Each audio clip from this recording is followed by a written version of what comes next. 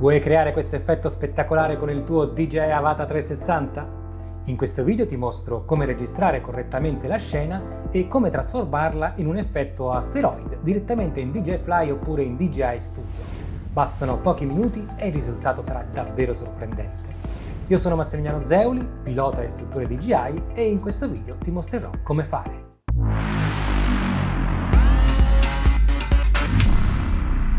L'effetto asteroid, chiamato anche mini planet, trasforma il paesaggio in un piccolo pianeta attorno al soggetto principale.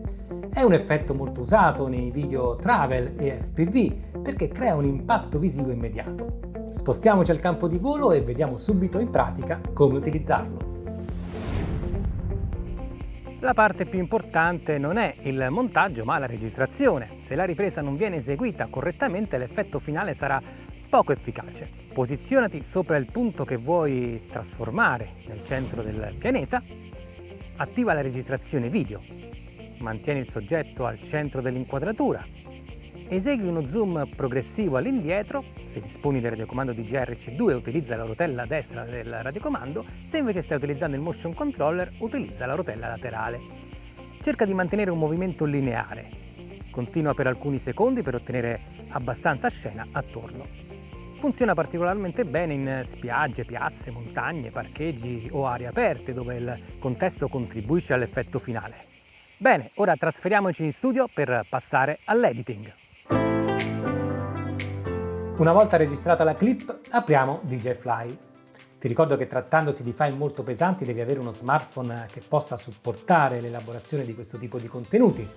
Infatti consiglio sempre di utilizzare l'app DJI Fly se non si intende apportare particolari modifiche in post-produzione, ma semplicemente esportare un video per condividerlo al volo sui social. Apri l'album, seleziona il video e aprilo nell'editor.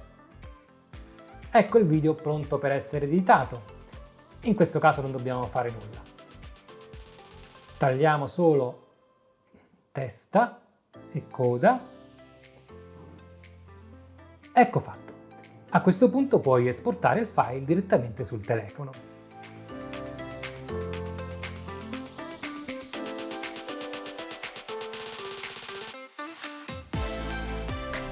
Se preferisci lavorare da computer, puoi ottenere maggior controllo utilizzando DJI Studio, che puoi scaricare dal sito DJI.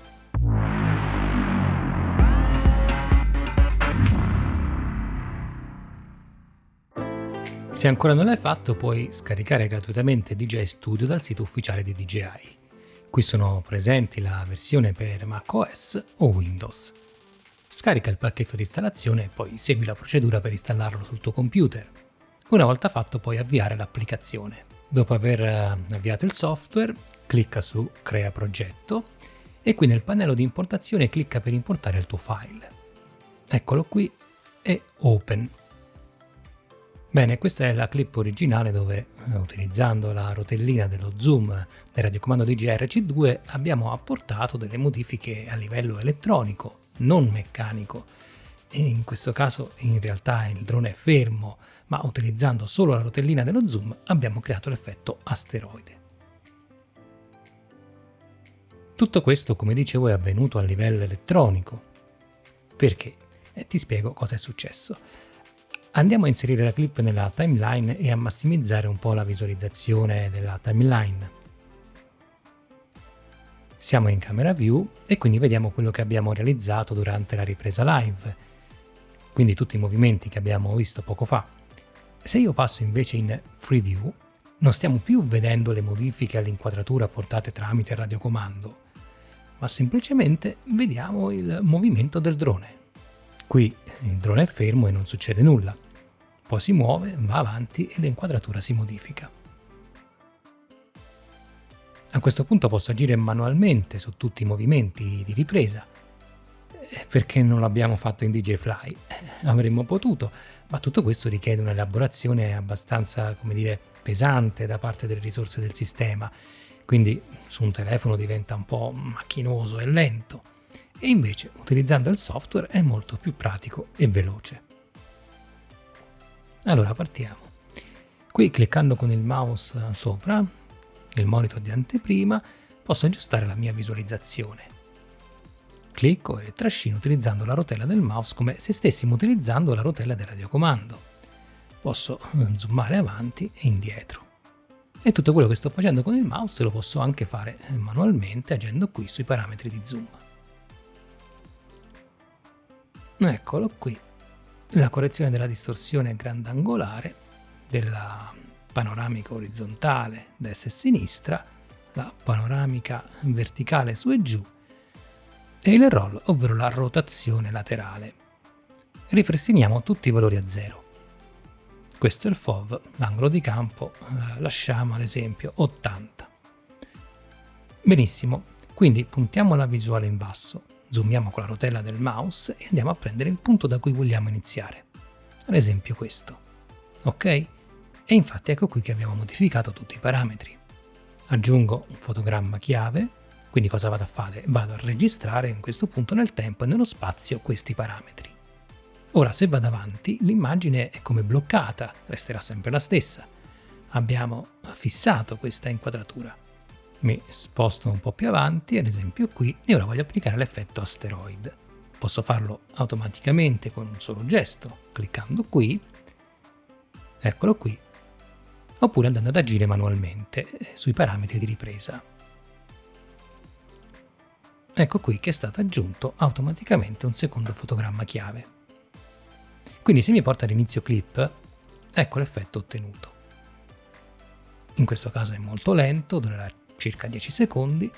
Se volessi, come dire, ridurre il tempo dell'effetto, mi basterà selezionare il fotogramma chiave, spostarlo lungo la timeline per aumentare o diminuire il tempo. Come vedi voglio portarlo fino a 5 secondi.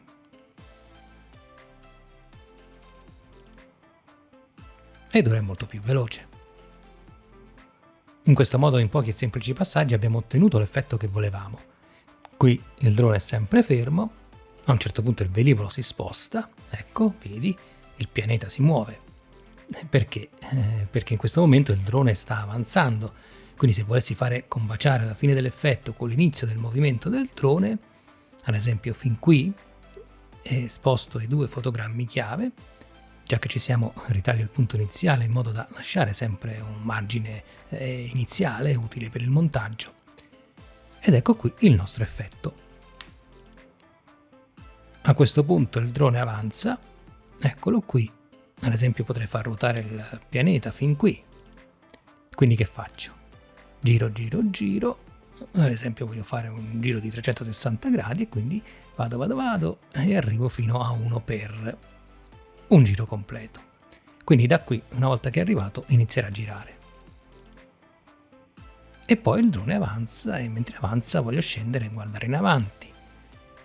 Quindi posso zoomare con la rotella del mouse fin giù o semplicemente selezionare direttamente qui una vista predefinita, angolare, ultraangolare o normale, senza distorsione, e quindi il movimento da qui andrà automaticamente fin qui. È un po' veloce, quindi mi basterà spostare leggermente il fotogramma chiave. Ed eccolo qui. Accorciamo un po' il punto di stacco, zoomiamo la clip sulla timeline e vediamo il risultato finale.